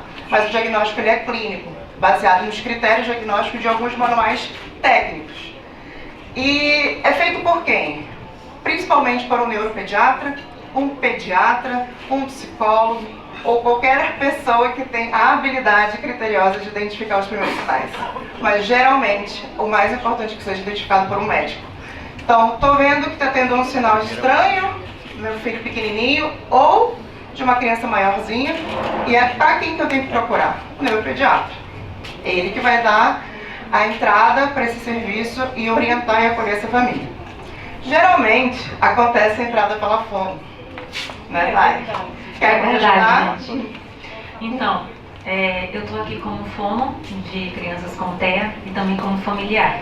Eu tenho um irmão que fez, eu vou chorar, que fez ontem 18 anos, ele é TEA e ele está no nível 3 de suporte. O que é esse nível 3 de suporte? Ele é dependente da minha família, né, para tudo, né? Coisas básicas ele não consegue fazer sozinho. E aí vocês me perguntam, ele fez 18 anos ontem e ele é nível 3. Por quê? Como o amigo falou aqui na frente, né, o Anderson falou aqui na frente, que ele recebeu um diagnóstico um pouquinho tarde. Geralmente no consultório está acontecendo, né, Fabi, de chegar crianças com 1 ano e 8 meses. Né? 1 ano e 8 meses já foi no neuro, muitas das vezes nem passou pelo neuro, foi na psicóloga, ou então já veio mesmo da cabeça da mãe, né? A minha filha não está falando, como a Fabi falou aqui, né? Na questão da fala, que muitas vezes, logo o primeiro ponto é o quê? O atraso na fala. Meu filho está com 1 ano e meio, não está falando. É TEA, porque o filho da vizinha não falou e ele recebeu o diagnóstico de TEA. Aí já procura fono para entender. E muitas das vezes não é TEA, mas outras vezes é sim. E aí a gente precisa ligar um sinalzinho de alerta. O meu irmão, ele teve um diagnóstico fechado, gente, com 6 anos e meio, quase 7 anos de idade. Eu não sou aqui de Manaus, eu sou do interior de Taquatiara. Então, para vocês verem que há 18 anos atrás, a gente não se falava tanto em autismo, né? No interior, principalmente. Aqui na capital, já se falava. Mas o que a Fabi mostrou, em 2004 era 150 crianças e uma autista. Então, em 20 anos as coisas mudaram completamente. E o que a Thay está trazendo é exatamente esse último dado. Os primeiros sinais para ser considerado TEA, ou seja, o critério diagnóstico que seja presente nesses atrasos da criança até os 3 anos. Ou seja, a gente não precisa esperar 5, 6 anos, como acontece muitas vezes, infelizmente, no consultório de crianças com atraso significativo de linguagem, de comunicação, enfim, para começar um trabalho, né? Então, isso que a gente está pontuando a nível de diagnóstico de... Fabi? Perdão. Não, eu que peço perdão. Algumas vezes também na família tem aqueles discursos do tipo, mas o meu pai também teve dificuldade na fala, ele atrasou. Algumas vezes os pais, eles aprendem uma linguagem específica do filho, né, com alguns balbucios, então indicando. E é muito importante, e acredito, e aí peço a ajuda das meninas também, sempre que uma criança menor apontar, você pergunta o que você quer, né, fale. Então incentiva até para entender até que ponto pode ir esse comprometimento, ou se existe também essa questão cultural. Né? E como a gente tem que estar atento a isso tudo? E é uma área de prevalência exatamente na comunicação social. Quando a criança mostra a linguagem, a Thay pode explicar melhor, ela não é só a fala. Quando a criança comunica, quando ela aponta, a gente pode já falar desses sinais, para ficar mais claro, a gente consegue perceber claramente a diferença a nível de desenvolvimento. Né? Então, esse sinal inicial precisa estar presente na infância para ser diagnosticado de TEA. Quem faz isso, esse diagnóstico inicial, é o médico, neuropediatra, pediatra, psiquiatra, psicólogo, especialistas na área. E aí, Thay, eu acho que você pode falar essa parte para a gente ir combinando. Na verdade, é a parte da linguagem, que é o que você pontuou. O comprometimento é na área da comunicação. É fala, só fala. Muitas das vezes a gente fala assim, autista, mas ele é verbal. Ok, ele fala. Falar, ele fala, um copo, um prato, mas a gente pergunta, e vamos nos perguntar, né? Ele se comunica? Ele consegue dizer, eu quero água, me dá água? Ou ele só consegue falar água? Ou ele só consegue falar copo? Ou ele faz isso aqui? Aponta. Porque o apontar é uma linguagem gestual, né? E aí a gente fica nessa... Os pais, familiar, terapeuta, a gente fica muito preocupado. Porque chegam no nosso consultório muitas crianças verbais, autistas verbais. Só que ele não consegue se comunicar. Então, isso fica bem... como é que eu posso dizer? Os pais ficam bem preocupados porque o que os pais querem? Querem que eles relatem como foi na escola. E eles não conseguem falar para você como é que foi na escola. Que ele fez uma pintura, que ele fez uma colagem, que ele brincou no parque, porque ele não consegue se comunicar, não consegue organizar a questão das emoções, então ele não consegue colocar para fora. Então tá tudo aqui na cabecinha dele, mas são só as palavras, né? Não, são signos, isso, são códigos que ele não consegue passar para você, decifrar para passar para você. E muitas das vezes isso também é uma questão, a fala é uma questão motora. E aí hoje estamos com a psicóloga, fono, mas também tem muita gente por trás. Fisioterapeuta é muito importante, porque o fono e o fisio também trabalham juntos. Porque se tem uma questão aí de fala, de atraso na fala, tem uma questão motora e a gente precisa investigar isso, né? A gente não quer que a nossa criança só fale. Eu quero que a minha criança fale e se comunique, tá? E eu quero também que essa criança se comunique de forma verbal ou através de uma comunicação alternativa aumentativa, que muitas das vezes os pais têm receio em usar a comunicação alternativa aumentativa, a famosa CAA. Por quê? Porque vai andar com um tablet para cima e para baixo, ou porque vai andar com um livro, né, para cima e para baixo. Explica essa comunicação, querida, como ela se dá. A comunicação alternativa aumentativa, ela vem para ajudar a nossa criança com TEA a se comunicar, né? Vamos supor, dar um exemplo, eu tenho um paciente que ele está iniciando agora a comunicação alternativa aumentativa e os pais decidiram fazer por um custo mais alto, né? O custo-benefício mais alto, que é um iPad através do sistema chamado TD Snap, onde a gente faz, porque eu esqueci de trazer, gente, a gente faz uma prancha para ele, onde tem o vocabulário essencial. Eu quero, tem as preferências de comida, tem lugares, tem pessoas, e ele vai se comunicar através desse iPad. Se os pais quiserem usar um de baixo custo, a gente pode fazer uma prancha mesmo, como se fosse um livro. E aí, só que aí fica mais difícil, porque você vai folhear todo o livro. E já no sistema, no tablet, fica mais fácil, mais prático, leva para todo lugar e essa criança se consegue comunicar. O meu paciente hoje, ele vai no restaurante e ele consegue, já no sistema, ele fala o que ele quer. Por quê? Tem uma pasta que a gente criou especificamente para esse restaurante, onde tem todas as comidas que ele gosta, tudo que ele gosta. Então ele vai lá e coloca, eu quero água. E o sistema fala, só que a gente precisa aí deixar bem claro para vocês que a comunicação alternativa aumentativa, ela não vai inibir a fala da nossa criança, gente. Vamos tirar isso da cabeça. A comunicação alternativa aumentativa, ela vai ajudar a criança a expandir esse vocabulário, a falar. Porque é muito mais fácil você falar do que você ficar lá no sistema apertando o que você quer. E as nossas crianças fazendo a terapia, fazendo a intervenção certinho, elas conseguem. É difícil? Mas não é impossível. Acho que a Thaís, ela explanou rapidamente, né, que complexo esse assunto também, que é da parte já da intervenção. Acho que quando a gente está falando do critério diagnóstico, a gente precisa entender qual é a área que afeta demais, que tem o maior comprometimento, né, que é justamente a comunicação social. O que quer dizer isso no dia a dia? São crianças que não fazem contato visual, que não têm dificuldade de mostrar o que gostam para um pai, para uma mãe. Esse exemplo que a Tati trouxe aqui é o pai que só ele entende o que o filho fala, né? E aí quando ele vai para o contexto social, as pessoas não entendem o que ele fala. Então isso já gera para a gente um comprometimento bem importante para fazer um critério diagnóstico. Então a comunicação social, de fato, ela é bem nítida desde dos primeiros meses ali do desenvolvimento da criança. A gente já consegue prever isso de forma bem interessante. Já tem uma pesquisa que é bem legal, eu posso, para quem se interessar depois, passar o e-mail, que fala exatamente de um protocolo que avalia bebês com risco para TEA.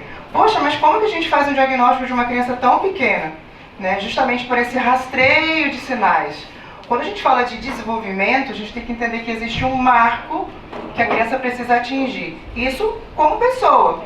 Você, a gente atingiu uma série de situações e etapas do nosso desenvolvimento. Quando acontecem essas alterações neurológicas, de fato, a gente tem um comprometimento. E aí começa a ver esse rastreio. Então, é que nem quando a gente explica para a mãe, não tem um pré-natal? Sim. Pré-natal a gente faz todo o acompanhamento, né? Toda a gravidez, no primeiro ano a mesma coisa. Então existem esses marcos que a gente precisa, aquela caderneta. As neuropediatras usam para fazer rastreio de questões neurológicas nas crianças. E aquilo está de posse do pai e da mãe. Então eu consigo também acompanhar isso. Né? Então a comunicação social ela está referente exatamente como a primeira área de maior comprometimento. A segunda área, que eles sinalizam pelo critério diagnóstico, seria comportamentos ou interesses restritos, ou seja, são crianças que têm um hiperfoco com alguns interesses. Ah, mas eu tenho uma criança que tem isso, mas depois passou.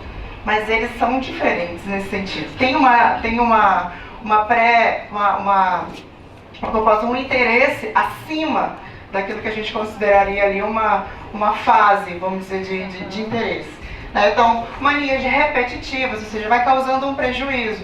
Tem uma série de séries agora que mostram, de uma maneira um pouco mais real, a vida de pessoas autistas adultas, principalmente, né, que tenham esses hiperfocos. Eu tenho um hiperfoco. Vocês, com toda certeza, devem ter algum assunto de interesse que vocês também passam boa parte do tempo lendo. Só que isso não causa um prejuízo para vocês. As crianças ou adultos ou pessoas autistas apresentam esses hiperfocos de uma maneira que causa um prejuízo.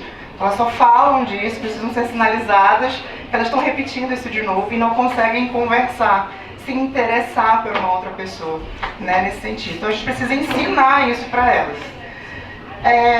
São crianças que têm um critério pensando numa criança, né, que verbalizam de forma repetitiva, então elas têm uma ecolalia, como se tivesse um eco. Elas repetem, aquelas que têm de fato uma fala já pré-estabelecida, né, um pré-requisito de fala. Tem interesses peculiares, às vezes as crianças têm interesse, assim, eu já aprendi de diversas coisas, de elevador, de manutenção de TV, de controle remoto, de desenho animado, coisas bem usuais, assim, crianças que tinham interesse por troca de panela. Troca de panela. Eu tenho uma que tinha interesse por questões aqueles que esguicha a água da torneira, ele se preocupava com aquilo ali, exato. Então, assim, são interesses bem comuns, né? Crianças que tinham muito interesse por fazer manutenção de elevador. Então, toda vez que ele entrava no prédio, ele tinha que perguntar por que o elevador não estava funcionando e quem ajudava para manter o elevador funcionando. Então, assim, são casos bem interessantes que o hiperfoco nos possibilita ensinar uma série de outras habilidades. Ou seja, crianças que têm falas, né, de interesse. Então, problemas de aceitar alterações com programação habitual, isso é bem comum. Criança que muda a rotina, ela se desorganiza completamente. Isso é interessante pensar que crianças pequenas precisam de rotina, então elas passam por uma fase também que necessita de uma rotina. Então, eu preciso avisar que ela vai para a escola, eu preciso avisar que ela vai para tal lugar, isso para qualquer criança. Isso é saudável fazer isso com eles, né? Só vestir, vamos, quando vê a criança não sabe onde ela está. Com o TEA, a gente precisa ser um pouco mais específico, né? Imagina, o nosso mundo é muito imprevisível, nós somos muito imprevisíveis. Então, quando eu estou falando para vocês sobre inclusão, eu estou falando que eu não estou falando de um critério diagnóstico. Eu estou falando para você olhar para uma pessoa que funciona diferente de você. Eu acho que não é tão fácil de entender, mas ao mesmo tempo é. A gente pensar em neurodiversidade. Então, eles precisam de uma previsibilidade, eles precisam de ter um roteiro mais estabelecido. Eu preciso dar essa comunicação de uma maneira mais clara. Então, às vezes eu não sou nada objetiva, às vezes eu falo coisas muito de forma figurada, e as pessoas às vezes não entendem. E eu preciso colocar isso na possibilidade de alguém que precisa entender isso, né? E aí entra as intervenções com a questão de... Me fala o tempo. Se eu tô bem. Tá, então deixa eu seguir aqui. É um tema. Então, acho que essa aqui é uma parte que acho que todo mundo tem muito interesse. Como é que eu classifico, né? Já que eu entendi o critério, entendi como é que eu posso fazer esse rastreio inicial. Então, a classificação ela tem 3 níveis de suporte, como a gente fala atualmente.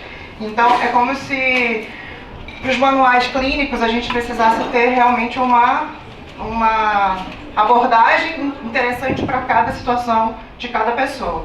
Então, o nível 1 de suporte são aquelas pessoas que possivelmente não têm tanto ou nenhum comprometimento intelectual, mas elas vão precisar de suporte na questão social.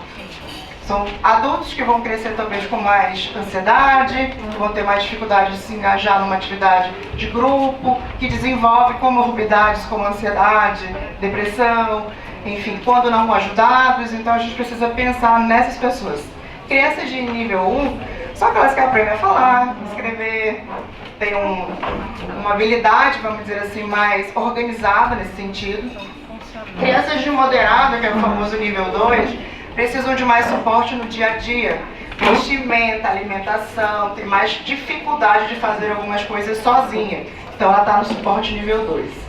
E o suporte nível 3 é aquela que realmente precisa, como a Thay trouxe, é o exemplo do irmão dela, ele é dependente, né? Então possivelmente tem uma comorbidade com dificuldade também de rebaixamento intelectual, que é presente no TEA. Não todos, mas é presente, né? Então a gente tem que olhar para os lados da comorbidade, que está junto com o TEA. Então, no autismo a gente não trata o autismo.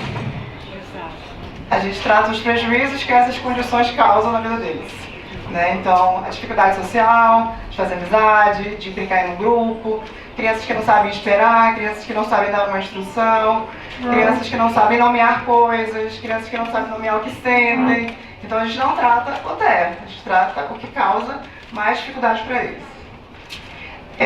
Tratamentos, a gente vai dividir essa fala, tá? Que a gente vai entrar na parte de equipe multidisciplinar. Eu trouxe 2 manuais para vocês que são referência na atuação de pessoas com autismo, ou seja, eles são feitos por pessoas de muita bagagem na área, e quem tem muita curiosidade de saber sobre esse assunto pode baixá-los rapidamente no Google.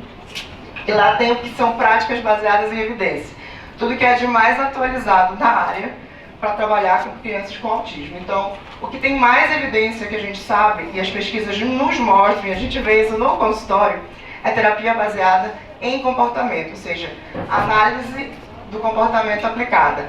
ABA é uma ciência do comportamento. Existem 28, pelo menos, práticas baseadas em evidências, ou seja, outras práticas que a gente pode utilizar no tratamento dessas pessoas. No entanto, esses manuais eles descrevem para vocês como que cada situação dessa é aplicada. Aí, eventualmente, esse tratamento ele tem uma estrutura. Geralmente uma carga horária alta, geralmente acontece na casa ou na clínica e envolve outros profissionais. Aí eu vou dar a fala para a Thay me ajudar que eu estou todo Então, em relação à terapia, a gente sabe que a terapia demanda uma carga horária aí grande, né? Porque é uma equipe multi. Então a gente tem um psicólogo, um físio, um terapeuta ocupacional, fono, tem um psicomotricista, também tem um assistente terapêutico. Não quer dizer que toda essa engrenagem é lista para não sofrer nenhum tipo de preconceito em relação a isso. Então, quanto mais rápido a gente começar, melhores são as condições para as crianças e para esses adultos, né, na vida em curso. Então, é a intervenção precoce, ou seja, começando pelo menos antes dos 3 anos, que vai, de fato, evidenciar aí um bom diagnóstico e um bom prognóstico. Chegando no meu último slide. Suporte da família. A gente teve um relato, né, do Anderson aqui, da Thay, que tem familiar também autista, de suporte 3. E tem uma pesquisa que eu uso muito com os pais, eu sempre falo dela para os pais, que ninguém precisa ser heroína na condição de fazer um acompanhamento de uma criança com uma necessidade específica. E tem uma pesquisa que analisou um grupo de famílias, e principalmente de pais de pessoas com autismo, que associaram eles a soldados de guerra, a nível de estresse. Então eu estou falando de saúde mental, que também faz parte desse evento, dessa noite de hoje. E olhar para essas famílias é olhar com um olhar de compaixão. Compaixão no sentido que, como ele bem pontuou, quando meu filho está em crise, vai ter alguém que vai julgar, vai dizer que ele é mal educado, vai dizer que a criança está com birra, vai dizer que a criança está... E não é. A crise ela é muito diferente da birra. É uma desordem sensorial. E a criança demora para se acalmar muitas vezes. Então o suporte familiar ele é essencial. A terapia para esses pais é essencial. O acolhimento com esses pais é essencial. São às vezes mães muito sobrecarregadas a nível da própria condição da família. São mães que às vezes são solo e têm um filho terra. Né? Então são pais às vezes que estão juntos nessa mesma situação de estresse, ou é mais um do que o outro. Então a gente precisa, enquanto na parte psicológica, também chamar esses pais, convidar, vamos lá, vamos conversar, enfim. E essa importância de reconhecer que, ok, eu tenho uma situação que eu não consigo resolver sozinho, eu preciso aceitar isso e buscar ajuda. Quando eu não aceito isso, um diagnóstico, a gente passa por luto. Ninguém está preparado para um diagnóstico, né? Seja você a pessoa mais esclarecida, mas ninguém está. Mas eu tenho essa realidade, o que eu faço agora? A gente já tem um caminho. Quando eles me perguntam, eu falo, a gente tem um caminho. A gente sabe para onde a gente está indo e que evidência está baseando isso. Então, procura a sua terapia também, faça a sua parte também, confie na equipe, faça o que a gente pede para vocês fazerem e a gente consegue chegar num lugar muito, muito importante do desenvolvimento deles, né? Então, a aceitação facilita muito essa busca do tratamento de qualidade. Eu tenho histórias atuais, deve ter também, de pessoas que nunca aceitaram, e essas pessoas devem estar em algum lugar, com muito prejuízo, com muita dificuldade. Adultas, dependentes, que infelizmente foram tolhidas nessa observação aí de terem a oportunidade de se fazerem melhores, né, nas suas habilidades. Então, como disse, não é modinha, lembre-se disso. É moda, eu já ouvi muito, é moda, agora todo mundo é autista, igual o TDAH, todo mundo tem TDAH. Eu acho que não brincar com esse diagnóstico. Sou meio TDAH, eu tô meio autista. Não, você está ferindo, de fato, uma condição, uma realidade de muita gente. Então, a gente também, enquanto sociedade, precisa se educar em relação a esses termos, né? Então, o mês de abril é a conscientização sobre o autismo, mas a luta pela aceitação social da neurodiversidade, ou seja, lembre-se disso, somos diferentes, acontece todos os dias. No ambiente de trabalho de vocês, com toda certeza, é importante passar a olhar para a neurodiversidade. Aquele colega que às vezes pode ser mais desatento, que precisa de uma instrução mais clara, que às vezes não quer dizer que ele seja TEA, mas ele pode ter uma neurodiversidade talvez nunca identificada, né? Então a gente precisa olhar para isso.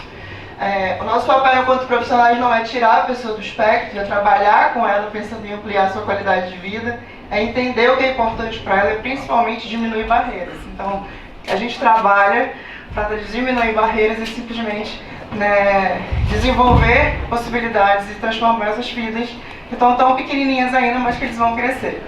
Eu passo a palavra para a Thais, fazer o final da fala dela em relação à nossa parte de equipe, né, de terapeutas que atua com essas pessoas.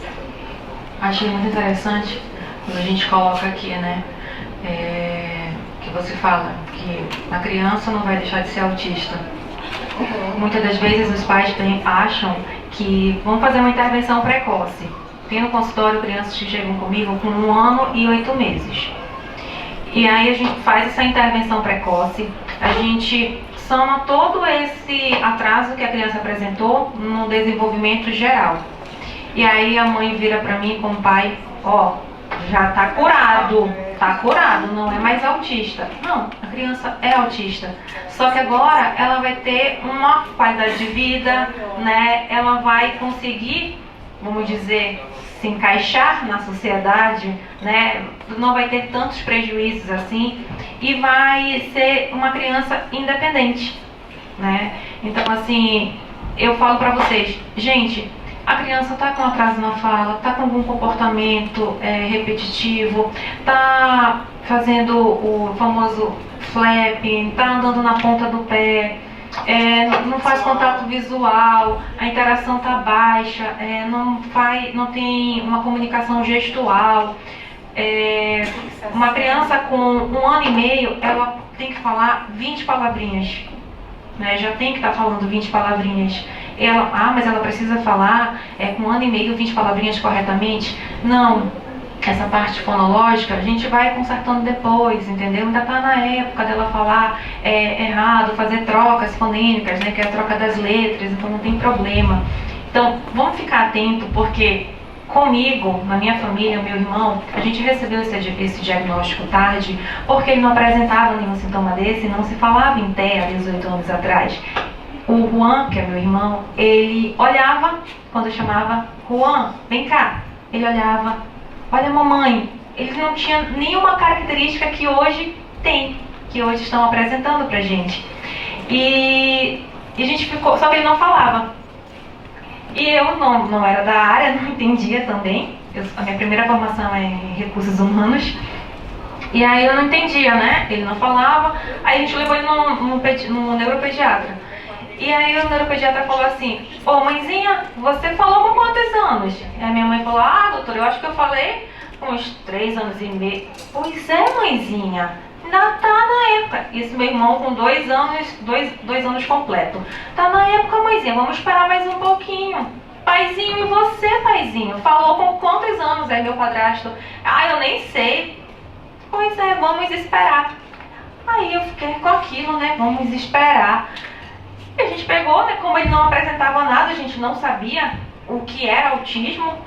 Então vamos deixar, vamos esperar, porque o médico falou, então vou confiar. Então vamos esperar. Só que quando foi com 2 anos e meio para 3 anos, o Juan começou a andar na ponta do pé. Começou a pegar as tampas da panela da mamãe, colocar no chão e rodar. Pegar todos os famosos bibelôs e enfileirar. Aí disse: isso é estranho. E aí do nada ele soltou: mamá. Aí disse: opa, falou. Mas tá enfileirando, tá andando na ponta do pé. Do nada começa a rir. Do nada começa a chorar. Tem algo aí que não tá batendo. E aí voltamos de novo. E aí o neuropediatra falou o quê? Falou, mamá? Tá certo, mãezinha. Vamos estimular mais. Você tem que estimular mais. Tá, a gente estimulou. Todo tempo. E a gente confiando, né? No interior a gente vai confiando. É médico, então tá bom. E aí a gente esperou mais um pouco. Aí eu disse: não vamos esperar mais não. Vamos pra Manaus. E quando a gente veio aqui, o Anderson falou que foi fechado pelo Dr. Tussolini, né? Foi o Dr. Tussolini que fechou também o nosso diagnóstico. E aí tava lá, TEA, só que ele não tava ainda no nível 3. E aí ele mudou para o nível 3. Então, eu entrei na fonoaudiologia para ajudar outras crianças, para ajudar o meu irmão. Claro que com o meu irmão é mais difícil, né? Porque santo de casa não faz milagre. Mas assim, eu entrei nessa área para ajudar as outras crianças de alguma forma. E é o que eu venho fazendo. Graças a Deus, Deus tem me capacitado, tem me honrado para que eu possa ajudar essas crianças. Eu tenho crianças no consultório que chegam comigo sem falar nenhuma palavrinha. Nenhuma palavrinha. E a mãe chega comigo e fala logo assim: tá com o pai, mas ela diz assim: ensina ele a falar mamãe. E o pai olha pra mim, né? Não, papai, doutora. Eu disse: mamãe e papai. Aí sabe o que acontece? Olha que a criança fala o meu nome. Acreditem. Fala, eu não ensinei. E é super difícil. Eu não ensinei. E aí a mãe relatou pra mim. A mãe falou: doutora, eu tava vindo no carro aqui pro consultório e a Aja, meu filho, falar titais, titais, titais, titais. Eu não tava entendendo o que era. Agora, aí quando ele chegou aqui na porta do consultório, aí ele apontou: titais. Era teu nome.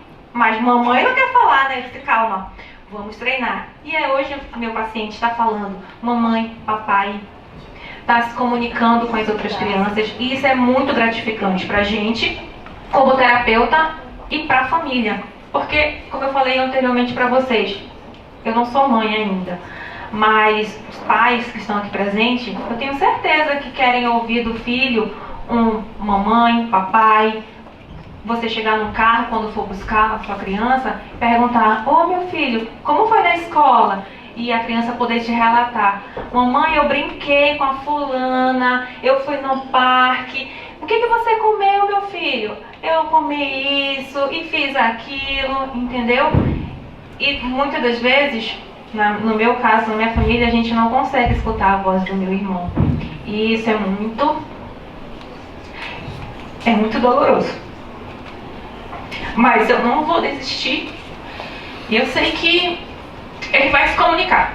Ele pode até não verbalizar, mas ele vai se comunicar de alguma forma, seja através da comunicação alternativa de baixo custo, alto custo, mas ele vai se comunicar. O que eu quero do meu irmão, para toda criança com TEA, é que ele possa se comunicar.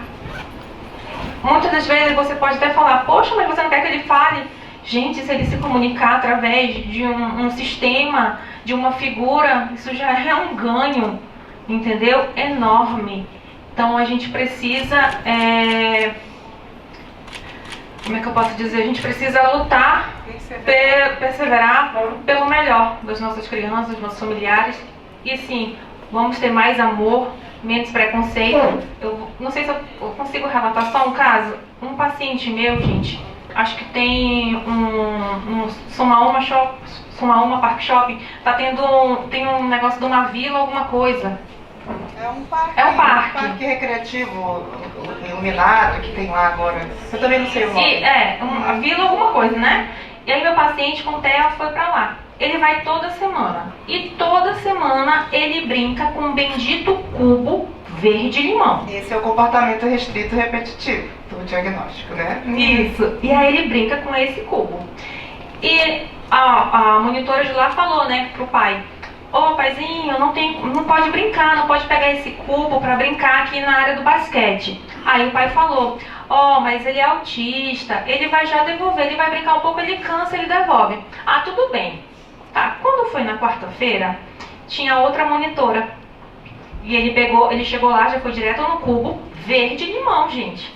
Pegou o cubo, foi pra área de basquete, a monitora foi lá e disse: não pode brincar com o cubo aqui. E o que ela fez? Ela tomou o cubo da mão dele. E ele teve uma crise, ele desregulou, ele se machucou o pai, chorou muito, gritou, e o pai não sabia o que fazer. Então, vamos ter mais empatia, vamos procurar saber, procurar abordar essa família, para isso não acontecer mais. E é isso, gente. Obrigada.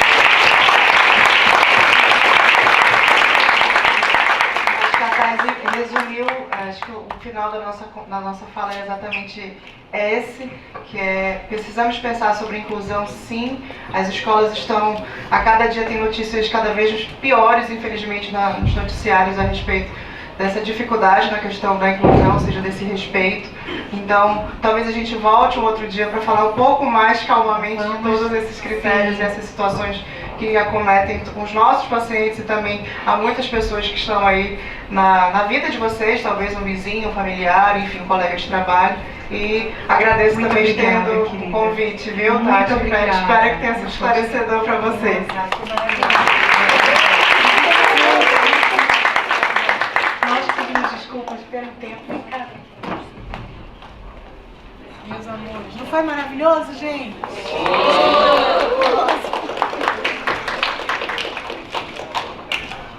Obrigada, muito obrigada. Meus amores, pensam no assunto que não se esgota, né? E elas incríveis. Lamentavelmente, nós temos hora para sair daqui e já estamos super atrasados. Mas nós vamos nos comprometer da seguinte maneira: perguntas vocês podem fazer, nós vamos criar uma forma, um link junto ao marketing, tá bem? Para tentar esclarecer as dúvidas que de repente poderiam ser trazidas aqui nesse dia. Como foi precioso, meninas, vocês agregaram muito na vida da gente. Obrigada pela disposição. Quando elas falam sobre comorbidades, elas estão falando de patologias que se associam à condição. Então, imagina a família que espera uma troca afetiva com o filho e o filho tem um mundo exclusivo, específico, diferente, único. Então, imagina que tipo de suporte. De repente pode ser um colega nosso de trabalho, né? De repente pode ser um vizinho, alguém muito próximo. Então, a questão da neurodiversidade, ela é séria, importante, né? E nós, enquanto Grupo Atem, estamos buscando fazer a diferença. Deus abençoe a todos vocês. Eu gostaria de convidar, por favor, querido Guilherme, vem aqui, o Jarley também. Aplausos, queridos.